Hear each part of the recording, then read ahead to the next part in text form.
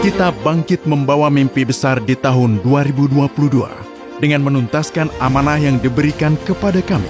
Direktorat Jenderal Perhubungan Laut telah menyelenggarakan angkutan tol laut sebanyak 33 trayek, menghubungkan wilayah terpencil, terluar, tertinggal, dan perbatasan di seluruh Indonesia. Pemerintah hadir lewat angkutan laut perintis dan kapal ternak untuk menghubungkan manusia dan ternak di seluruh pelosok negeri ini.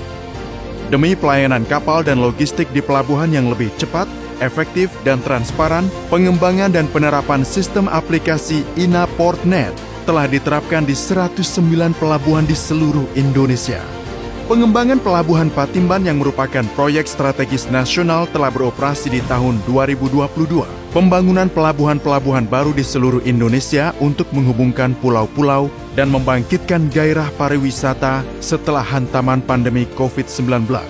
Penerapan sistem aplikasi iMotion sebagai sistem pengawasan lalu lintas pelayaran terintegrasi yang menghubungkan vessel traffic services di seluruh Indonesia.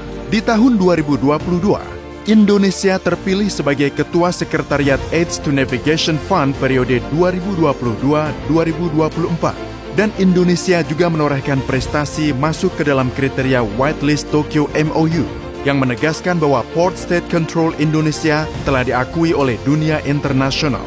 Indonesia juga dikukuhkan ke dalam daftar 20 pelabuhan terbaik di dunia. Mendukung peran penegakan hukum di laut serta keamanan pelayaran, Direktorat Jenderal Perhubungan Laut telah membangun 20 unit kapal patroli KPLP sepanjang tahun 2022.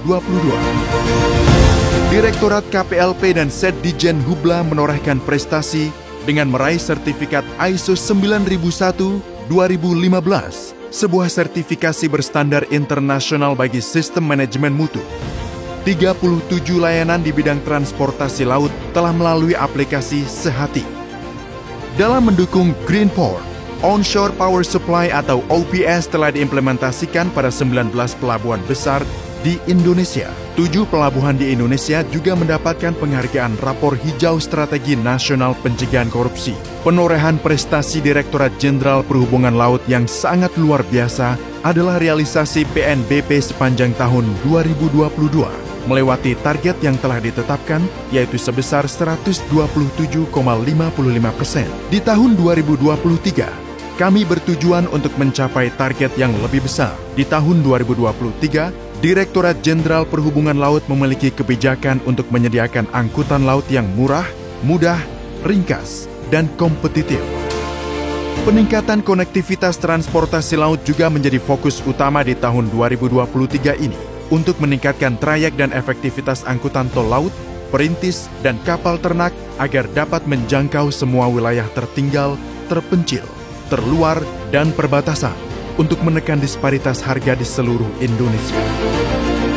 Pelabuhan laut yang berdaya saing dan bertaraf internasional menerapkan teknologi informasi dengan berlandaskan ramah lingkungan atau Green Port merupakan sebuah sasaran pengembangan seluruh pelabuhan di Indonesia.